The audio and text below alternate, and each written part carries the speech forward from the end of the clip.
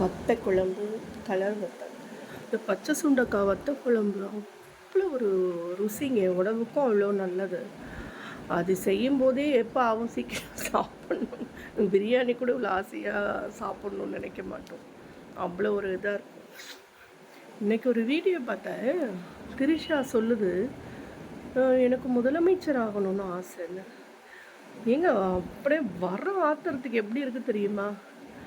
அந்த முதலமைச்சராக இருக்கிறதுக்கு அந்த அம்மாவை தவிர வேறு யாருக்குமே தகுதி இல்லைங்க.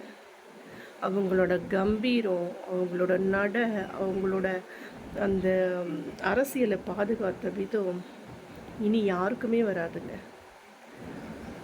தேவையில்லாமல் ஆசைப்பட்டு உள்ளே வந்து நுழைஞ்சி, அதாவது விஜய் முதலமைச்சராக ஆன அப்புறம் வந்து உள்ளே நுழைஞ்சி ஏதோ வந்து கேட்டிருந்தா கூட வாய்ப்பு இருந்திருக்கும்.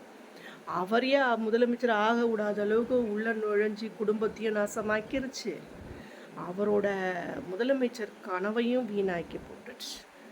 இதுங்களெல்லாம் எப்படிங்க நீங்களாம் சும்மா விட்டுருக்கீங்க? எனக்கு ஒன்றுமே புரியல.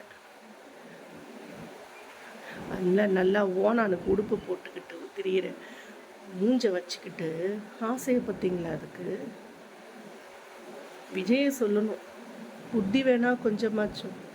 என்னடா இந்த நேரத்தில் நம்ம போய் சேர்த்து இதை கொண்டு வந்து நடுப்பந்தியில் வச்சு நம்மளுக்கு தலையிலே நம்ம மண்ணவாரி போட்டுக்கிறோமேன்னு தெரியாமல் போச்சு. அம்மாவோட முடிஞ்சிட்டோம் எல்லாரும். இனி எந்த ஒரு இந்த அசிங்கம் பிடிச்ச பொம்பளைங்களுக்கும் முதலமைச்சர் ஆகிற தகுதி கிடையாது. நான் எந்த கட்சியுமே இல்லை, சரிங்களா? ஆனாலும் எனக்கு அந்த அம்மாவை ரொம்ப பிடிக்கும். இது போய் அந்த வார்த்தையை சொல்லுது பாருங்க. ஆனால் விஜய், ஒரு சான்ஸ் நீங்கள் முதலமைச்சராக வாய்ப்பு இருந்தால் பக்கத்தில் வச்சுக்காதீங்க. தனுஷ் படம் பார்த்தீங்களா? கட்சியில் உங்களுக்கு அதுதான் முன்னாடியே உங்களுக்கு எச்சரிக்கை காட்டியிருக்காரு, கடவுள் காப்பாற்றிக்கோங்க.